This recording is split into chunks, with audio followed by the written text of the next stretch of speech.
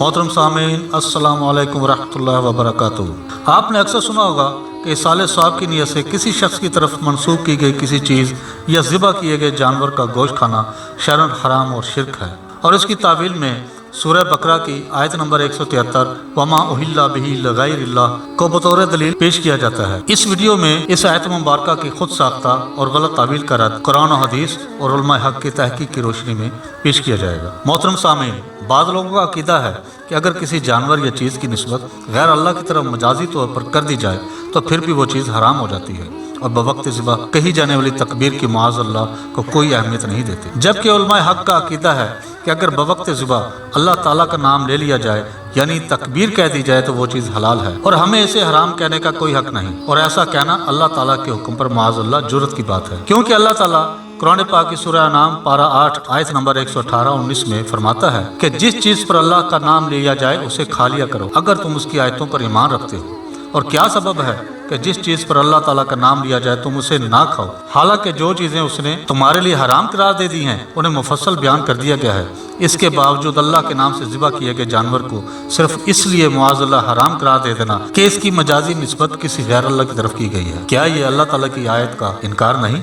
جبکہ وہ کھلم کھلا فرماتا ہے کہ جس چیز پر اللہ کا نام لیا جائے تو اسے کھا لیا کرو اگر تم اس کی آیتوں پر ایمان رکھتے ہو، اور منع صرف وہ چیز ہے جس پر اللہ کا نام نہ لیا گیا ہو، جیسے کہ قرآن پاک کی اسی سورہ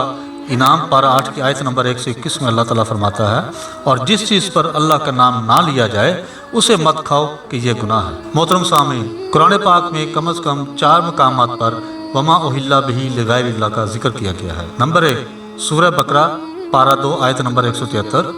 سورہ مائدہ پارہ 6 آیت نمبر 3، سورہ انعام پارہ 8 آیت نمبر 145 اور سورہ النحل پارہ 14 آیت نمبر 115۔ محترم سامعین، محدثین کرام اور علماء حق آیت مبارک وما اہل بہ لغیر اللہ سے مراد بلند آواز کے ساتھ بتوں کے نام پر ذبح کیے جانے والے جانور رہتے ہیں، جن میں سے چند ایک کی تفصیل پیش کرتا ہوں۔ حضرت امام بخاری نے بخاری شریف کی جلد 100 نعمت الباری شرح صحیح بخاری کی کتاب الحج میں بلند آواز کے ساتھ تلبیہ پڑھنے کا ذکر کیا ہے۔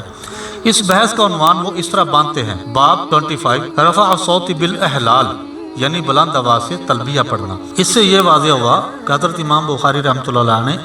احلال کو بلند آواز کے ساتھ مخصوص کیا ہے، اور اس معنی کی تائید کرتے ہوئے حضرت امام بخاری رحمۃ اللہ علیہ نے اگلے ابواب باب 27، 28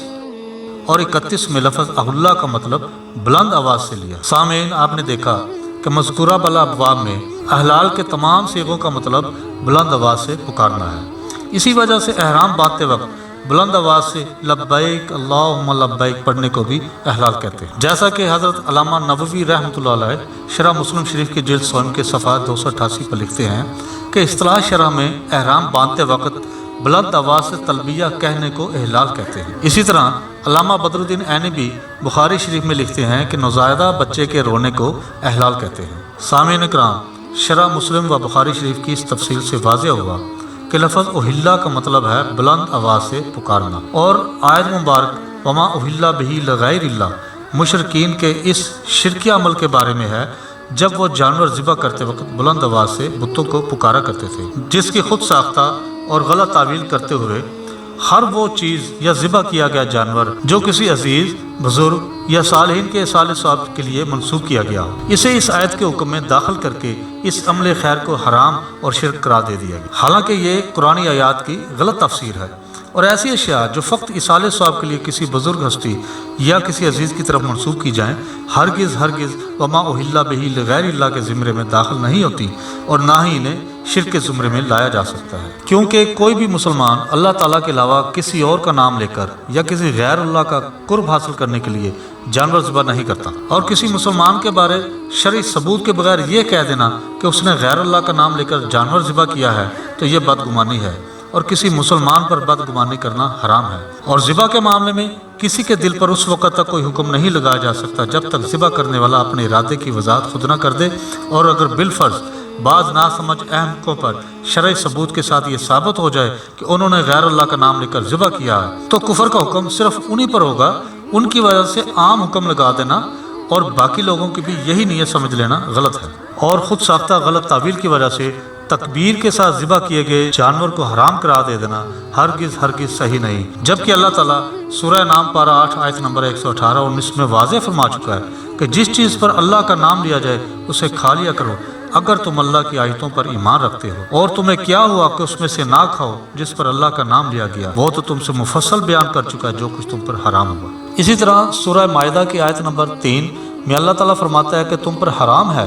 مردار اور خون اور سور کا گوشت اور وہ جانور جس پر غیر خدا کا نام پکارا گیا ہو۔ اس کی تفسیر میں حضرت امام جلال الدین سیوطی رحمۃ اللہ علیہ در منشور کی جلد 2 صفحہ 702 میں حضرت امام ابن جریر رحمۃ اللہ علیہ سے حضرت ابن عباس رضی اللہ تعالیٰ عنہ کی روایت نقل فرماتے ہیں کہ وما اہل بہ لغیر اللہ کا مطلب ہے کہ جنہیں بتوں کے نام پر ذبح کیا جائے، اور وما ذبح علی النصب کا مطلب بیان کیا ہے جو ان بتوں کی مخصوص جگہ پر ذبح کی جائیں، اور مشرکین جانوروں کو وہاں ذبح کرتے جہاں بت نصب ہوتے اور ذبح کرتے وقت بتوں کا نام لیتے۔ سامعین اکرام، اصالہ ثواب کی نیت سے کسی جانور یا چیز کا کسی بزرگ یا رشتہ دار سے منسوب کر دینے سے وہ جانور یا چیز حرام نہیں ہوتی، اور یہ تعویل قرآن اور حدیث کے خلاف تفسیر بالرائے ہے جو غلط ہے۔ تفاسیر میں اسی طرح لکھا ہے کہ اگر کسی جانور پر بوقت ذبح غیر اللہ کا نام پکارا جائے تو وہ حرام ہوگا، کیونکہ کفار مکہ بتوں کا نام لے کر ذبح کرتے تھے اور مردہ جانور اور بہتے خون کو حلال سمجھتے تھے۔